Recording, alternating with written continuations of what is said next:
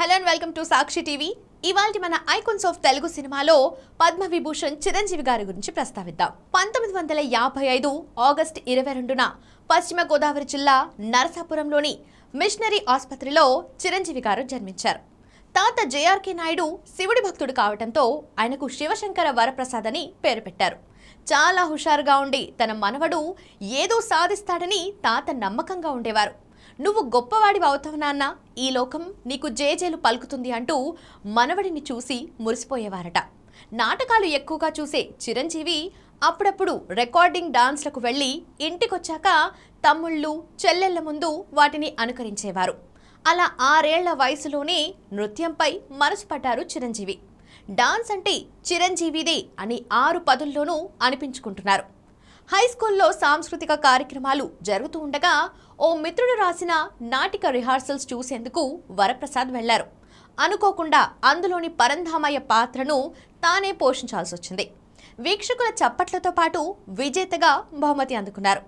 చిరంజీవి నటనకు బీజం పడింది అక్కడే. తల్లి కోరిక మేరకు ఇంటర్లో బైపీసీ చేరిన చిరు నరసాపురంలోని YNM కాలేజ్లో డిగ్రీ పూర్తి చేశారు.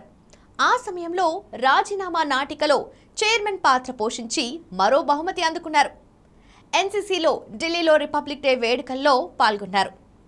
ఇందిరాగాంధీ ముందు పోలేరమ్మ జాతరను ప్రదర్శించారు. తిరుగు ప్రయాణంలోనే సినిమాకెళ్లాలని డిసైడ్ అయ్యారట. డిగ్రీ పూర్తవగానే మద్రాసులో ఫిల్మ్ ఇన్స్టిట్యూట్లో చేరేందుకు సిద్ధమైపోయారు. తండ్రి వద్దని వారించిన మద్రాసు రైలెక్కేశారు.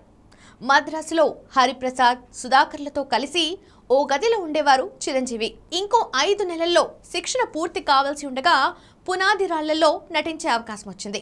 ఆ ఆనందాన్ని కుటుంబంతో పంచుకునేందుకు మొగల్తూరొచ్చారు. అప్పుడే పేరును మార్చుకోవాలనుకున్నారు చిరంజీవి. చిరంజీవి అంటూ తనకొచ్చిన కల గురించి అమ్మకు చెప్పగా, ఇకపై నీ పేరు అదేనంటూ అంజనాదేవి కొడుకుకి మళ్లీ నామకరణం చేశారు. అంతలోనే ప్రాణం ఖరీదుకు ఎంపికయ్యారు. 2 చిత్రాలు ఒకేసారి పూర్తయినా ప్రాణం ఖరీదు ముందుగా విడుదలైంది.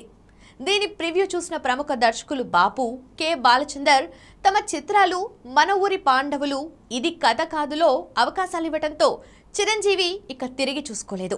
వరుస అవకాశాలు వస్తున్నప్పటికీ అవన్నీ వేరే హీరోల చిత్రాల్లో చిన్న చిన్న పాత్రలు, నెగటివ్ రోల్స్. వాటిని తిరస్కరిస్తే నటుడిగా భవిష్యత్తుపై ప్రభావం పడుతుందేమోనన్న భయంతో నటించేవారు. కానీ ఖైదీతో చిరంజీవి జీవితమే మారిపోయింది. చిరంజీవి నట ప్రస్థానం గురించి ఒక్క మాటలో చెప్పాలంటే ఖైదీ ముందు, ఖైదీ తర్వాత అనాల్సిందే. తొలినాళ్లలో సుప్రీం హీరోగా అలరించిన చిరు 1988లో వచ్చిన మరణ మృదంగంతో మెగాస్టార్గా మారారు. సామాజిక సేవలోనూ చిరంజీవిది ప్రత్యేక Mudra. Charitable trust, blood bank, I bank స్థాపించారు. రాజకీయాల్లోకి వెళ్ళొచ్చారు. నిర్మాతగాను వైవిధ్యమైన చిత్రాలను నిర్మించారు. కరోనా వేళ సినీ కార్మికులను ఆదుకునేందుకు అవిశ్రాంతంగా శ్రమించారు. వ్యక్తిగత వెబ్సైట్ కలిగిన తొలి భారతీయ నటుడిగా నిలిచిన చిరంజీవి 1999, 2000 సంవత్సరంలో అత్యధిక పన్ను చెల్లించిన వ్యక్తిగా సమ్మాన్ అవార్డు పొందారు. 90లోనే కోటికి పైగా పారితోషికం తీసుకుని అత్యధిక పారితోషికం తీసుకున్న తొలి భారతీయ నటుడిగా ఆస్కార్ వేడుకల్లో అతిథిగా పాల్గొనే ఆహ్వానం అందుకున్న తొలి దక్షిణాది నటుడిగా పేరొందారు. 4 దశాబ్దాల ప్రస్థానంలో కోట్లాది అభిమానులతో పాటు 3 సార్లు ఉత్తమ నటుడిగా నంది పురస్కారం అందుకున్నారు.